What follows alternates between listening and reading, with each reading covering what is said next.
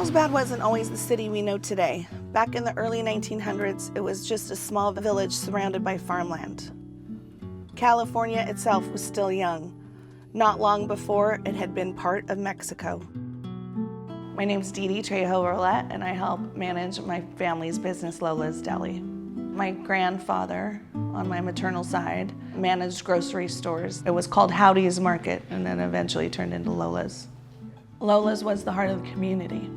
This intersection right here was the heart of the Barrio.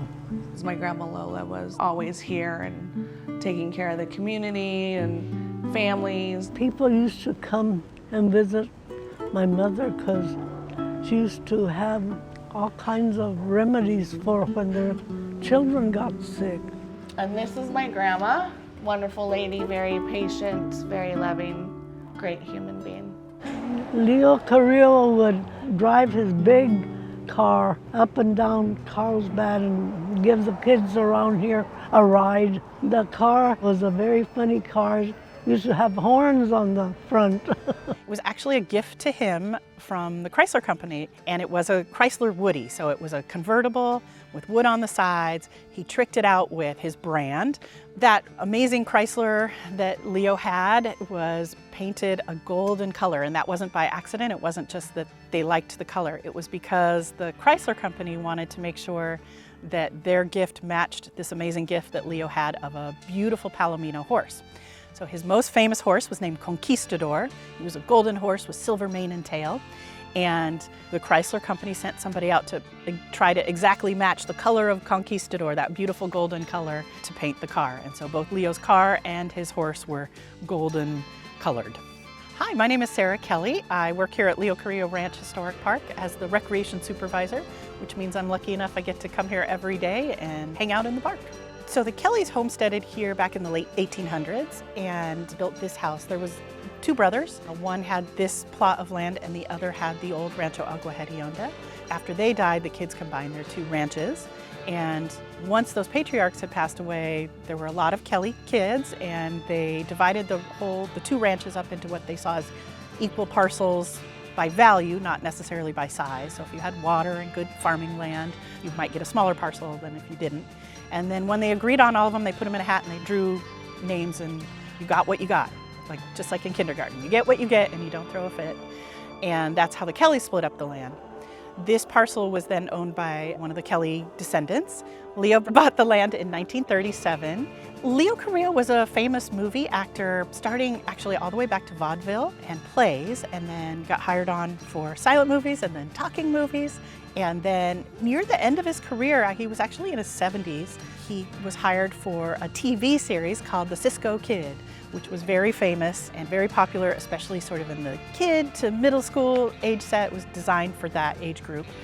Really fun show, and Leo played Pancho on that show. He was the funny sidekick to the dashing Duncan Ronaldo, who played the Cisco Kid. And we know right away what he wanted to do out here. He wanted to sort of recreate the days of the Dons and one of those true old ranchos. So even though it wasn't from the true rancho time period, the ranch that you see here today looks a lot like a true rancho because that's what Leo wanted.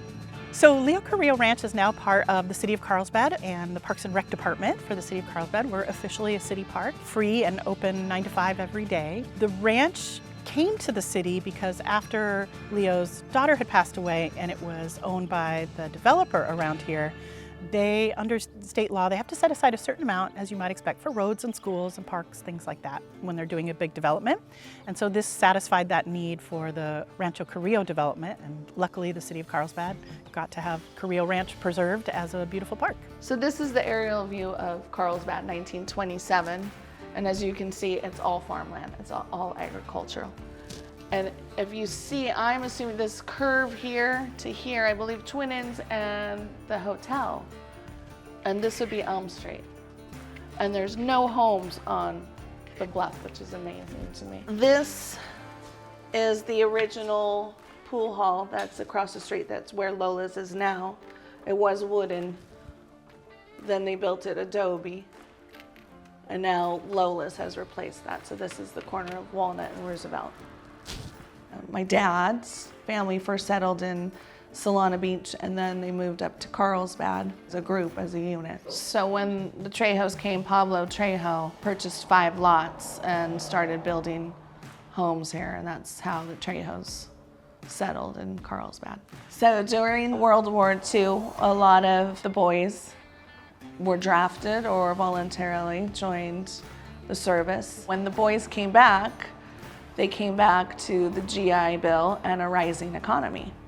By the 50s, Carlsbad was changing and the city incorporated in 1952. And just 4 years later, Manuel Castarena from the Barrio became Carlsbad's 3rd mayor. Money could be tight, especially since farm workers only got paid when the crops came in. So my parents would allow them to leave IOUs until they got paid.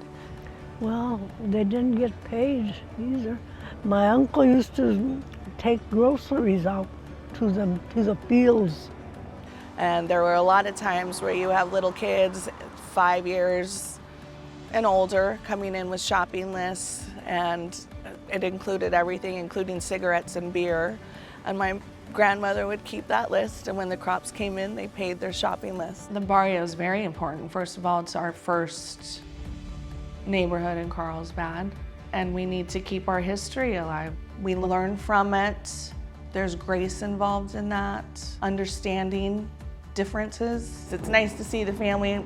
We have so much support in the community, and people tell their friends and their neighbors and tourists, so we feel very included, and we try to be inclusive as well.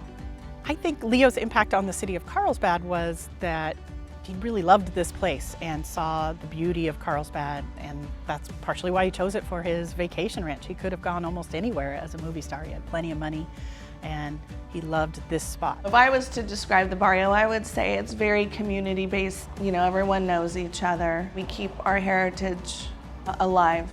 Family, faith, community, culture, and that's our goal as 3rd generation, to continue with that.